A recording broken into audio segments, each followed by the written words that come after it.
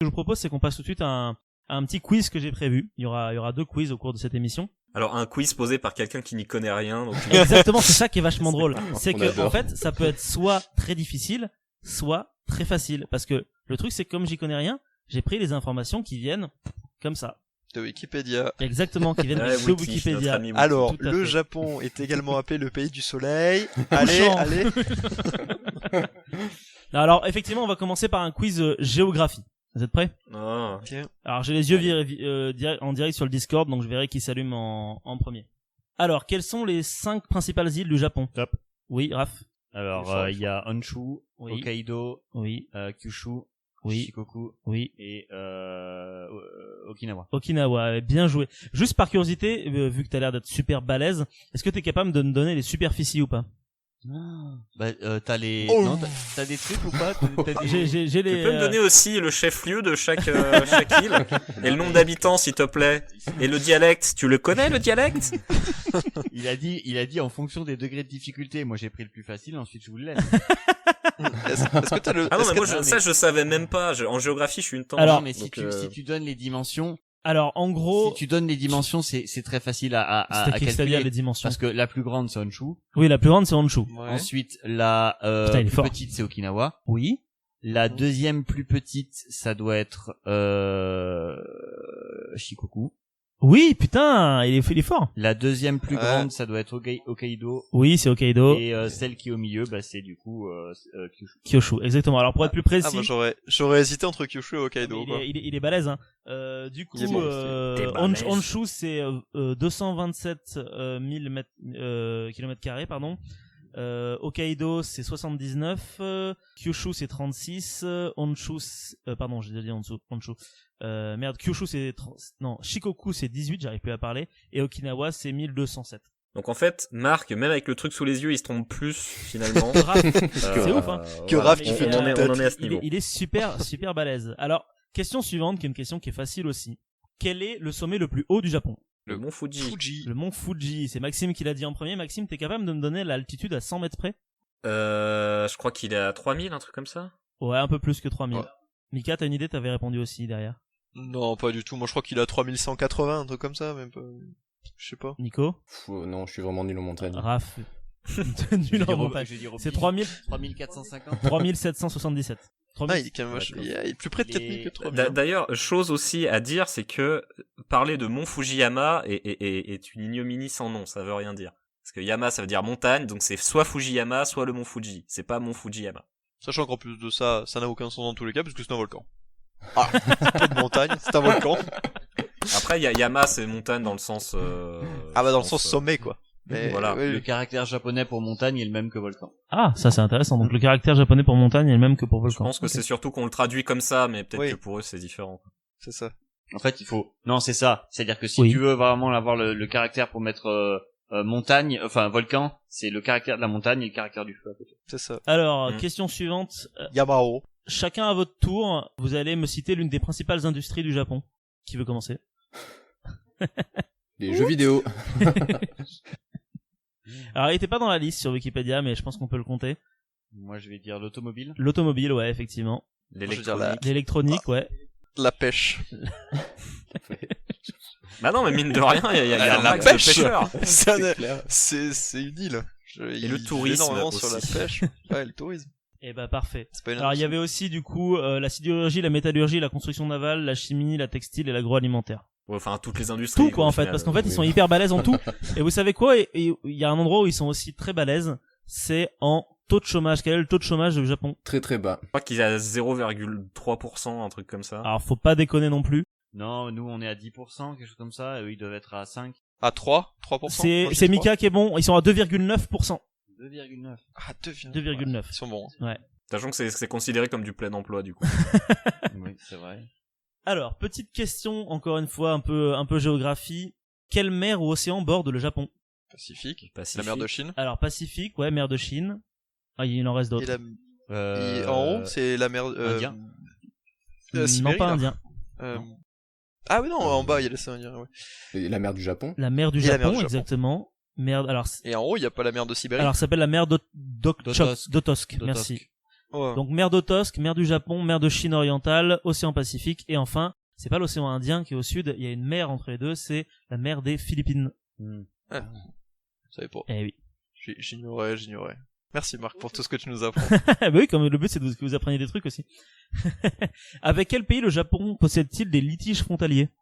Oula, la Chine, La la Russie, Corée. la déjà. Chine, La Chine, la Corée, la Russie, Russie. c'est bon, vous avez Ouais. tout dit. Hein.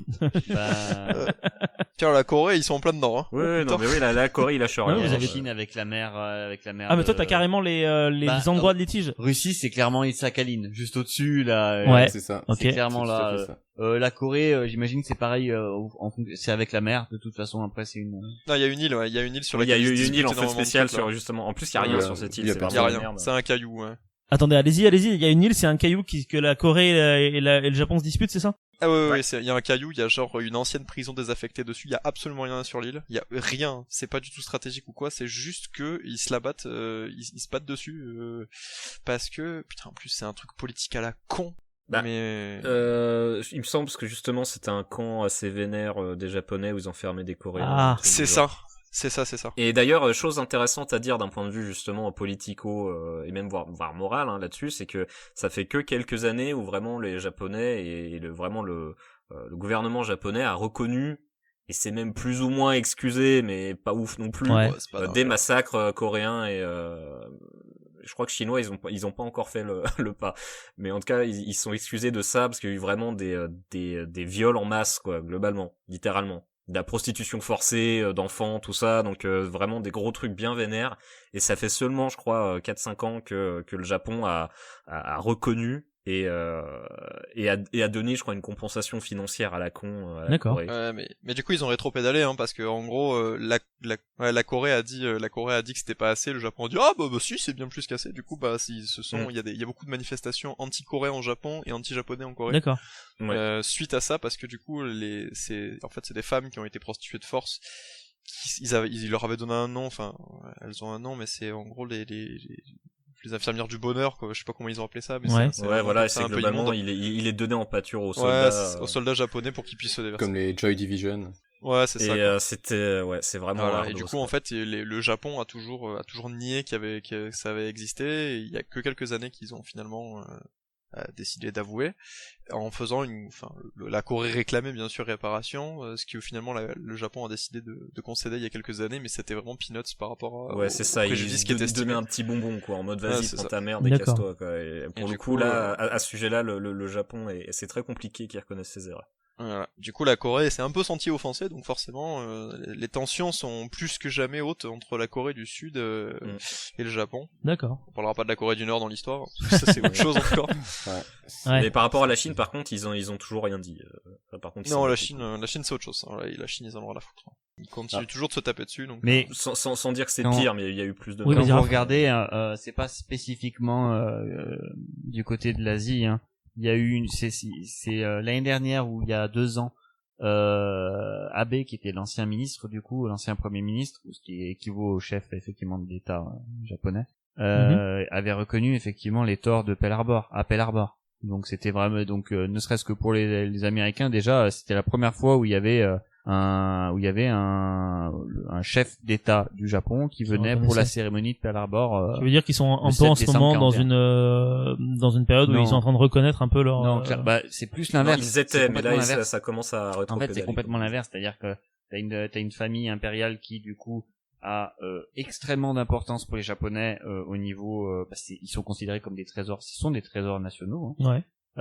Et il y a de ça 2-3 ans, effectivement, c'est du coup l'ancien empereur Akihito qui a dit que il regrettait ce qui s'est passé en Corée. Et c'est vraiment plat. Mais le fait de l'admettre, c'est déjà une chose. Alors que de l'autre côté, Abe lui, il est plus dans le sens où il voulait militariser, retrouver le Japon qui avait pas de force militaire.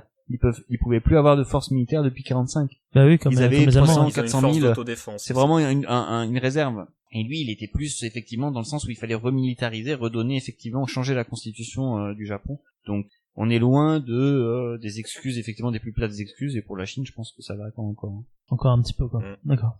Il y a un truc encore plus embêtant aussi, ça ressort assez souvent, parce qu'en fait, chaque année, en fait, enfin, je sais plus comment on dit ça, mais quand il y a des soldats japonais, des dirigeants qui étaient morts pendant la guerre, dans la croyance au Japon, ils rejoignent un peu le monde des esprits, et il y a toujours des gens qui se recueillent par rapport à ces personnes-là, et souvent, enfin, dans le tas, il y a des criminels de guerre. Et chaque année, je sais plus comment ça s'appelle, mais il y a une cérémonie qui revient à chaque fois, où justement t'as des gens qui vont un peu se recueillir devant des criminels de guerre, et c'est un truc très embêtant pour le Japon. Ils essaient à chaque fois de le cacher un peu, mais c'est vrai que quand ça ressort dans les journaux ou ce genre de choses, c'est toujours mais pas terrible. c'est ça un peu le souci avec le Japon, c'est que tous les problèmes ils essayent de les foutre un peu sous le tapis. C'est ça, ouais. Et sauf que ça règle pas. Il faut savoir qu'il y a littéralement des manifestations, hein, comme on peut en avoir en France, au Japon, pour dire virer les étrangers, et genre sans aucune vergogne, et tout le monde dit ah ok ouais, c'est normal, ouais bah c'est un truc politique quoi, c'est ok. D'accord. Et non il y a beaucoup de trucs qui justement ils se permettent là-bas, qui si jamais en France on le savait, on dirait mais ils sont maboules. Effectivement, peut-être un peu. Ouais, parce que le Japon utopiste et idéalisé, je veux dire, c'est à travers les mangas, c'est une chose, tu vois, mais je veux dire, quand c'est les mangas que t'as toi en France, ou voilà, t'en as assez peu au final par rapport à la production qu'il y a là-bas réellement, et il y en a beaucoup là-bas qui critiquent le système, le système en place, et t'as énormément de trucs qui sont cradingues. Ouais. Alors après, parce que c'est aussi d'une part de notre point de vue, mais parce que ça l'est aussi, tu vois, il y a vraiment des trucs sur le racisme, enfin, je veux dire, à l'heure actuelle, il y a encore des trucs dans la Constitution qui fait que le kidnapping d'enfants est autorisé par la loi, tu vois. Enfin, Ah oui, d'accord. Oui, j'avais vu une vidéo là-dessus aussi, c'est que en fait c'est permis, c'est que si jamais l'enfant il est pas au Japon, tu peux le forcer à venir au Japon. Bah il est japonais, donc il ferme sa gueule, c'est tout. Il est au Japon. Donc bonne ambiance, quoi.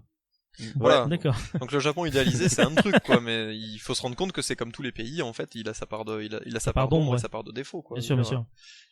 Voilà. Et c'est pour ça que c'est important aussi de prendre du recul par rapport à ça. Alors oui, on est fan du Japon, on adore ce pays, on adore leur production artistique, mais c'est pas pour autant qu'il est parfait. Très Bien sûr. Puis il faut être conscient aussi de ce genre de choses. D'accord. Bah merci de la piqûre de rappel, du coup. J'avance quand même à la question suivante parce que j'ai pas envie de vous retenir non plus pendant 3 heures. Quelles sont les 2 religions majoritaires du Japon? Les 2 régions? Religion, ouais. Le shintoïsme, bouddhisme. Shintoïsme et bouddhisme, ouais. Et le catholicisme, non? Et il y a le catholicisme, mais en 3e. Ah, 3e. Alors, pour être plus exact, la répartition, c'est 72,5% de shintoïstes, 68,6% de bouddhistes et 1,5% de chrétiens. Et le reste, c'est des autres religions. À savoir que tu peux être à la fois shintoïste et bouddhiste. Puisque quand oui, il y a des syncrétismes, j'ai vu ça, effectivement. Quand tu es bouddhiste, en fait, ça ne t'oppose pas à être d'une autre religion. Exactement, ouais. Exactement. Mais il faut savoir que chez eux, la religion, c'est quand même pas mal différent de chez nous. Eux, c'est pas des messes ou des trucs comme ça, mais c'est pour ça qu'ils vont peut-être plus facilement se reconnaître là-dedans, parce que c'est moins demandant. D'accord. Dans le sens, c'est pas genre tu dois être baptisé. C'est plus des philosophies, du coup. Tu dois faire ton catéchisme, tout ça, ou tu dois porter un signe ostentatoire ou quoi que ce soit. C'est plutôt tu vas au temple 2 fois par an et c'est ok, t'es shintoïste, t'es bouddhiste, quoi. Mais c'est surtout qu'en fait, c'est la conception de religion là-bas, c'est ça qui fait d'ailleurs partie de la religion en elle-même, que ce soit le shinto ou le bouddhisme, c'est que ce sont des religions personnelles, en fait. C'est ta façon à toi de croire et d'appliquer, en fait, ce que tu veux. D'accord. Bien vouloir donner, en fait, tout simplement. C'est des préceptes, en fait, que tu décides d'appliquer ou non. Et en fait, c'est juste à toi de voir comment tu fais. Du coup, en fait, tu peux parfaitement, comme tu disais, être les deux sans que ça gêne l'un ou l'autre, puisque c'est juste des préceptes moraux et de foi personnels. Et à mon sens, je pense que vraiment c'est très peu appliqué dans le sens où si tu leur demandes s'ils croient à Dieu ou pas, je pense pas que tu as la réponse dépendre de la religion. Ouais.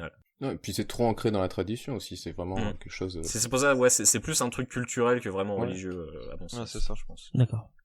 Petite question suivante, quel est le sport national du Japon? Badminton? Le judo, j'imagine. Le baseball? Baseball? C'est le baseball, ouais. C'est le plus joué, ouais. Bien joué. Pourquoi le baseball, du coup, alors, Max? L'Amérique. Oui, c'est ça, tout simplement. C'est comme c'est un certain amiral américain qui a forcé les frontières, et comme les gars, les soldats, finalement, qu'on fait ça, ils jouaient pas mal au baseball. Du coup, c'est comme ça que c'est venu, et c'est l'un des premiers sports européens à avoir été là-dessus. Et comme c'est un sport qui demande pas forcément des capacités physiques hors du commun ou autres, bah du coup c'est un sport qui est très très utilisé. On joue beaucoup au softball, donc du coup avec une balle molle dès le collège, dès même la primaire D'accord. limite. Et du coup c'est pour ça que de très très nombreux Japonais jouent au baseball. Et dans mon oreille, on me souffle que c'est vis-à-vis de MacArthur, c'est ça aussi, du coup, plus précisément? C'est MacArthur. Oui, c'est MacArthur après la Seconde Guerre mondiale, quand effectivement, comme l'a dit Maxime, il y a installation des Américains, des Marines et puis des bases qui effectivement vont donner ce sport pour le Japon, comme nous on a eu le rock, etc. Enfin d'autres formes de effectivement de le fameux Zippo, etc. Comme on dit nous. Ouais, le fameux Zippo, c'est de la culture américaine qui se répand et puis ça passe aussi à travers le sport au Japon. D'accord. Question suivante. Qui est l'empereur du Japon? En ce moment? Oui, en ce moment, ouais. Putain, en plus j'y étais pour son investiture, je me rappelle plus. Oh là là. Il finit par To puisque c'est le Ito, mais Il finit par To, ouais. Ito même, non? Ito, ouais, même. Parce que Il te reste plus que les deux premières c'est- syllabes. Akihito c'est son père et donc du coup Mi- lui Hiro- c'est Hirohito. Hirohito Non, c'est pas Hirohito. Mika, t'as Hirohito. Hirohito. Naruhito. Naruhito, oui, mais du coup, je sais pas s'ils l'ont dit les autres. Pardon. Vous l'aviez dit les autres ou pas? Ouais, bien Non, sûr, ouais. non, Ouais, bien sûr. D'accord, non, il l'avait pas. Ouais, Naruhito, non, est-ce que je tu te sais dis, le- je connais, enfin, quel est son évidemment. numéro Oh, d'empereur? quand même. Son numéro d'emploi. C'est lequel d'empereur? Par rapport à quoi? Par rapport à l'ère en question? Bah ouais, c'est numéro combien? Enfin non, l'ère c'est. Bah par rapport à l'Empire du Japon, sachant que l'Empire du Japon Oh. commence au 19e. De souvenir, je crois que c'est pas un truc comme 500 et quelques, non? Non, c'est plus petit, beaucoup plus petit. Attends, il y a 2000 ans. Non, Et quand je dis l'Empire du Japon, c'est l'ère Meiji, du coup, le vrai Empire du Japon, Empire du Japon. La officiel avec la restauration première Meiji, constitution. c'est Ouais, les années 70, 40. 1870. Ouais, 1870, non, c'est le 126e empereur, sinon. 126e. 126e. Donc ça fait beaucoup, mais pas tant que ça, en fait, au final. Alors, dernière petite question, qui est un petit peu... Attends, Maxime, t'as dit un truc vachement intéressant, t'as dit, je l'ai vu, le palais de l'empereur, c'est ça? Oui, non mais de loin. Ah, de loin, d'accord, ok. D'accord. Je crois que tu peux le visiter une fois tous les 6 mois et c'est un truc Oui. super spécifique. Ok. Mais du coup, je l'ai Mais vu c'est de très loin. beau. J'ai été dans un énorme parc et au milieu du parc, il y a la baraque de Il y a la l'empereur. baraque. Tu peux entrevoir un bout de toit. Quoi. D'accord, ok. Ouais, et c'est gigantesque, c'est vraiment Ouais, c'est immense. Mais d'ailleurs, le parc est très cool. Et c'est vraiment au milieu de la ville et genre t'as toute la ville de Tokyo tout autour. C'est vraiment super. D'accord, nice. Alors, petite question suivante qui est un petit peu étrange, mais qui est quand même relativement intéressante. C'est une question qui va être à choix multiples. Ouais, oui, c'est la dernière question du quiz géographie. Dans les classements annuels établis par Reporters sans frontières, en matière de liberté accordée à la presse, à quelle place est le Japon? Réponse A, 66. Réponse B, 11. Réponse C, 36. Réponse D, 2. Je dirais 11. J'aurais dit 66. Alors, Raph dit 66, Mika Moi, dit je vois 11, Ouais, je dis comme Raph, moi je dis 66 pour aussi. Mika, Moi, je dis 36. 36 pour Maxime, et Nico, t'as dit combien? 11. 11. Eh ben, c'est 66. Ouais, ça m'étonne pas. C'est un pays qui est vachement secret. Sachant que le premier, c'est la Norvège, et que la France est 34e. Les premiers, c'est que des pays scandinaves, de toute Oui, façon. c'est- Donc, c'est Norvège, c'est Suède, un peu- etc. Étonnant. C'est incroyable. Étonnant. Poutine, si tu nous regardes. Donc, du coup, Si tu nous voilà un petit entends, peu pour ne reconnais pas de voix s'il te plaît. pour ce premier S'il te petit, plaît, petit quiz version Japon, version géographie, pardon. Excusez-moi, j'étais perdu dans mes pensées. Voilà, vous avez compris un petit peu comment ça va se passer l'émission. C'est en gros les questions servent surtout de prétexte à ce que vous parlez en fait de différents sujets qui vous viennent à l'esprit en fait. Hein. C'est surtout ça le principe. Oh bah ça fait 1 heure qu'on tourne, donc je pense que ça fait un moment qu'on avait compris. Bah ouais, non mais je l'idée, là, réexplique ouais. quand même. Hein, voilà, Bah, d'ailleurs, pour parler justement de la liberté de la presse, parce qu'on en a oui, pas vas-y, parlé. vas-y, Max, du coup. Mais c'est vrai que du coup, je pense que c'est vraiment un truc culturel, c'est que on n'aime pas déranger au Japon. Donc, c'est-à-dire, on n'aime pas forcément poser des questions qui dérangent. Et ce qui veut dire que globalement, eux, ils préfèrent avoir un gros tas de merde enfoui qu'un gros tas de merde qui empeste le salon. Même si au final, ça va quand même empester, mais non, ils préfèrent le cacher jusqu'à temps que ça explose. J'ai une anecdote sur les tas de merde. Hein, si, Vas-y. sur le Japon. Alors c'est assez rigolo parce que en fait au Japon je suis allé 2 fois. J'ai passé en 2017 j'ai passé 1 mois. Ouais. Et je suis retourné en 2019 j'ai passé 2 semaines. Et j'étais avec un pote, on avait loué une maison à Kyoto. Et en fait ce qui est assez drôle c'est que au Japon, il faut savoir que tout le monde trie ses poubelles, mais beaucoup plus qu'en France. Le tri, c'est vraiment intégré dans la culture. Ah, mais Et- c'est super compliqué, par contre. Ouais, c'est super compliqué en plus. Et du Oh, coup, c'est une horreur. pour sortir tes poubelles, en fait, t'as pas des sacs en plastique comme chez nous. Là-bas, les sacs, ils sont transparents. et t'as pas non plus de benne pour mettre les sacs. Et nous, en bon français, des fois on a un peu la flemme de tout trier, du coup on a tout mis dans un sac. C'était le matin, on met les sacs dehors à l'emplacement réservé aux poubelles, avec tous les autres sacs des voisins, et du coup on va faire notre petite vie. Et le soir on rentre, on se dit bah super, le camion poubelle est passé. La zone où on avait mis tous les sacs poubelles était vide, et on rentre devant notre maison, et devant, il y avait quoi? Il y avait notre sac poubelle avec nos déchets pas triés. C'était l'humiliation totale. Ouais, mais il faut savoir justement les déchets au Japon, c'est super compliqué dans le sens où tu dois pas les mettre en avance. C'est-à-dire si tu le mets la veille, ça marche pas, faut le mettre le matin même, ou en tout cas très tard le soir. C'est ça, t'as des horaires pour sortir chaque poubelle. Si jamais tu te gourres, il les ramasse pas. Vraiment, hein, il t'emmerde. Mais là, il nous les avait remis dans la maison. Mais c'était l'humiliation totale. Ouais, J'avais jamais connu ça. Du coup, on s'est remis à trier les poubelles. On était vraiment hyper gênés. Ouais, non, mais c'est un peu le problème. Et du coup, nous, c'est vrai que ça peut nous choquer un petit peu en tant qu'Européens, où genre, bon, ça passe. Bah, chez eux, ça passe pas du tout, et sur plein de choses, quoi. C'est clair. C'est ça aussi qui fait un peu partie de la magie du Japon, c'est que ils font beaucoup sur la responsabilisation, oui, c'est-à-dire que tu joues les règles du jeu, y a pas de souci en fait. Mais à partir du moment où tu déroges aux règles, mais sinon ils t'imposent le respect. Non, c'est même plus que ça, c'est que tu rentres dans le moule. C'est un truc qui est beaucoup plus profondément ancré dans la culture, c'est pour ça d'ailleurs le harcèlement scolaire est très très vivace là-bas, c'est parce que si tu rentres pas dans le moule, je reprends une phrase du coup d'un gars qui fait des vidéos sur YouTube, c'est si tu rentres pas dans le moule, il tape dessus avec un marteau jusqu'à ce que tu y rentres. Ah oui, c'est ça, il t'impose le respect, ouais. Non, là pour le coup c'est même pas le respect, c'est même plus loin que le respect, c'est juste si t'es pas comme eux, tu fermes ta gueule et tu deviens comme eux. Ouais, d'accord. Ouais. Louis-San, si jamais tu nous entends un jour. Louis-San. À jamais dans mon cœur. Bah c'est ça, et Tev aussi. Enfin bon, dans tous les cas, il y a vachement de vidéos qui sont vachement intéressantes sur le Japon et que je regarde assidûment sur YouTube et qui sont très sympas justement parce que c'est des gens qui sont au Japon et qui peuvent te raconter du coup des anecdotes qui leur sont arrivées. Et c'est vrai qu'il y a plein de trucs de fous qui viendraient même pas à l'esprit. Tu dis non, mais si. D'accord. C'est ça. Bah du coup, on va sauter le petit passage où Japon entre modernité et tradition, puisqu'en fait ça sert à rien. Oui, merci. Mais de rien, Maxime. De rien. Ouais, c'est ça, ouais, merci. Par contre, une belle ne dis plus jamais cette phrase. Par contre, une belle illustration, c'est que au Japon, ce qui m'avait vraiment choqué la première fois quand j'étais allé, c'est que t'as des villes super modernes avec des immeubles en verre, en acier qui font des centaines de mètres de haut, et entre deux immeubles super modernes, des fois t'as un temple bicentenaire ou pluricentenaire tout en bois, et ça illustre vraiment en fait, quand tu dis entre tradition et modernité, t'as vraiment ce côté hyper visuel quand t'es au Japon. Ouais. Non, mais c'est ça, effectivement, en fait. c'est genre tu te retrouves très souvent effectivement avec des très vieux bâtiments au milieu de bâtiments super high-tech et t'as plein de trucs à l'ancienne. Après, t'as l'impression aussi que certains bâtiments sont vieux, alors pas du tout aussi. Hein.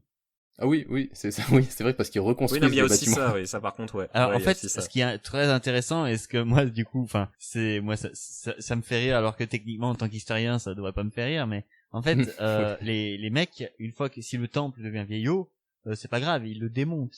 Ils le détruisent et ils refont le même. Voilà. Mais ça c'est parce que c'est toujours vivant en fait. C'est-à-dire qu'ils refont à l'ancienne parce que la menuiserie japonaise. Je sais pas si vous avez déjà vu des vidéos de menuisiers japonais avec quand ils créent des angles, quand ils font rentrer des poutres à travers d'autres poutres avec vraiment des angles des diagonaux. Enfin et ça rentre très bien. Ça pourrait faire presque une vidéo, tu sais, où les vidéos où ça te relaxe. Ouais. Je sais plus comment ça s'appelle. Là. ASMR. ASMR. Ouais, voilà, tu vois le truc vraiment qui s'encastre parfaitement, il y a plus aucun pli, enfin plus aucune trace de jointure. Ouais. Et en fait, c'est pas le bâtiment en soi qui est important, c'est ce qu'il représente en fait. Représente, ouais. D'accord. Voilà. Donc il y a des bâtiments, t'as l'impression de dire waouh, alors après il y a énormément alors qu'ils ont 50 ans. Il y a aussi un autre facteur, c'est que moi justement pour avoir visité quelques bâtiments, quelques temples, quelques châteaux, il y a toujours eu au moins 2 voire 3 gros incendies qui ont tout rasé. Ouais. C'est comme ils ont tout fait en bois, ça cramait tout le temps. Mais genre c'est littéralement à chaque fois qu'il y avait un truc, ouais, lors du 3e incendie. Non mais au bout d'un moment faut comprendre les gars, arrêtez de faire en bois. Enfin, après c'est le rapport à la culture et au passé qui est hyper différent de chez nous, où nous on a tendance vraiment à préserver, quitte à ce qu'un bâtiment tombe en ruine et du coup on va préserver les ruines, alors que eux leur bâtiment, ils ont tendance à garder en vie en fait. Oui c'est ça, ils maintiennent en vie et tant que c'est utile, tant que ça fait partie de la culture, c'est leur manière de conserver. Mais c'est vrai que ça peut nous choquer, hein, nous, en tant que Français. Ouais. La question sur le bois m'interroge. Maxime, tu dis, comprenez au bout d'un moment, construisez pas en bois. Mais j'ai une question qui me vient en tête qui a rien à voir avec ce que j'ai préparé, mais c'est, est-ce que il y avait des carrières de pierre ou pas vraiment beaucoup? Parce que ça se trouve, peut-être qu'ils avaient juste pas le choix de construire en bois. Là, c'est l'archéologue qui est en moi qui pose la question. Alors, la base de pas mal de châteaux est en caillasse, hein, tout de même. Et oui, c'est des énormes rochers en plus, oui. Ouais, mais dans leur architecture, ils font très peu de trucs en pierre, en fait. D'accord, donc c'est vraiment un choix de faire du bois et pas de la pierre, quoi. C'est pas un manque. Ouais. Mais après, pour dire aussi, c'est vrai que je pense qu'ils ont jamais vraiment besoin de faire des gros châteaux forts ou autres, quoi. Ouais. Bah, il faut savoir que l'architecture défensive japonaise, elle est hyper différente de nos châteaux occidentaux aussi, où t'as vraiment, c'est plus c'est presque un labyrinthe comparé à nos châteaux forts, où on a tendance à vraiment tout en fait, ouais, le regrouper but sur c'est de une perdre colline. un peu les ennemis histoire qu'ils se fassent. C'est clair. Du coup, en fait, t'as vraiment que les donjons ou les casemates qui sont en bois, mais la base, comme disait Maxime, c'est vraiment des rochers. D'accord. Ça, c'est virtuellement imprenable, oui. C'est pour ça que globalement ils passaient leur temps à reconstruire finalement. Ouais. Si vous vous êtes autant amusé que nous en écoutant cette vidéo, moi je vous conseille très fortement d'aller checker un petit peu partout sur la chaîne parce que vous y trouverez plein de jeux similaires, d'autres jeux un petit peu différents également. Quoi qu'il en soit, moi je vous propose de vous abonner, de partager, de mettre un petit pouce bleu et de nous suivre sur les réseaux sociaux. À très bientôt.